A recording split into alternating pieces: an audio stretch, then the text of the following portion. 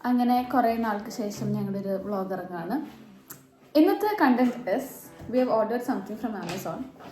അപ്പോൾ അത് നമുക്ക് അൺബോക്സ് ചെയ്യാം. We are as excited as you are. One day ഞങ്ങൾ ഫുൾ മറ്റേ ബ്രെഡ്, മുട്ട, അവക്കാട, ബ്ലൂബെറി, സ്ട്രോബെറി ഇതൊക്കെ കഴിച്ച് മടുത്തപ്പോൾ ഇപ്പോൾ തിങ്കിങ് ദോശ ഉണ്ടാക്കാം.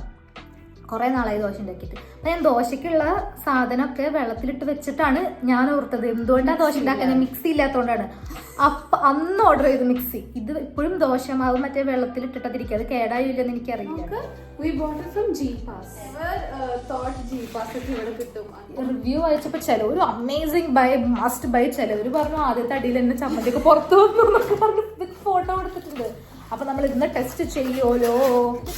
We have become such ammais.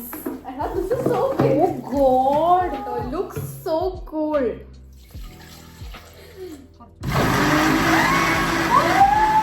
ഇതൊരു എയർ ടൈറ്റ് കണ്ടെയ്നറിന്റെ അകത്ത് വെച്ചിട്ടുണ്ടായിരുന്നു. അതിന്റെ കൺസിസ്റ്റൻസി വളരെ മോശം. ജ്യൂസ് പോലെ ആയിട്ടുണ്ട്.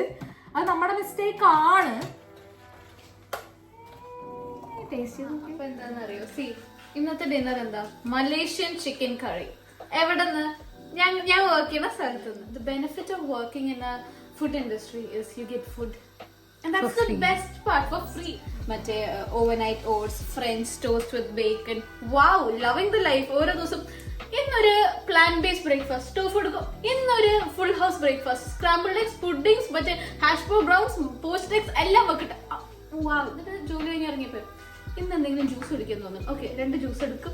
ജ്യൂസ്, മിഠായി, ഇത് മറ്റേ കടയിലുള്ള ആൾക്കാരൊക്കെ കണ്ടിട്ട്.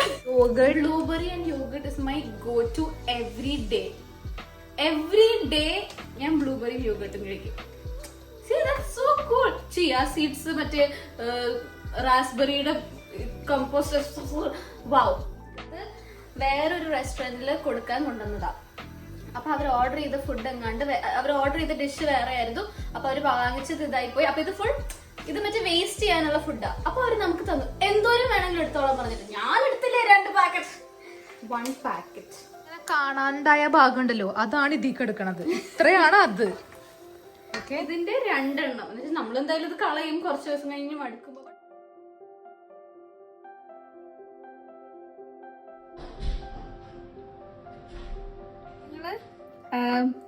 ഇപ്പൊ ഇങ്ങനെ നിക്കണതില്ലേ, ഞങ്ങളുടെ ഹൈറ്റ് ശരിക്കും എങ്ങനെയാന്ന് അറിയാം. പൊങ്ങി നിക്ക്.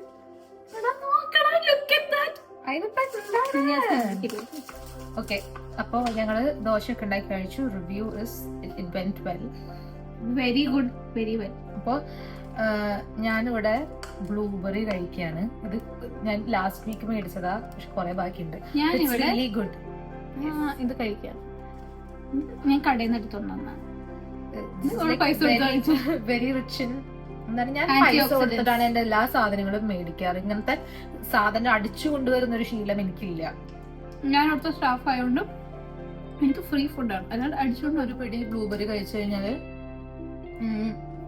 നമ്മുടെ സ്കിന്നിനും ആന്റി ഓക്സിഡൻസ്, പിന്നെ വൈറ്റമിൻ സി തുടങ്ങി ഇസഡ് വരെയുള്ള അറിയില്ല കേട്ടോ. അങ്ങനെയൊക്കെയാണ്. അത്രയും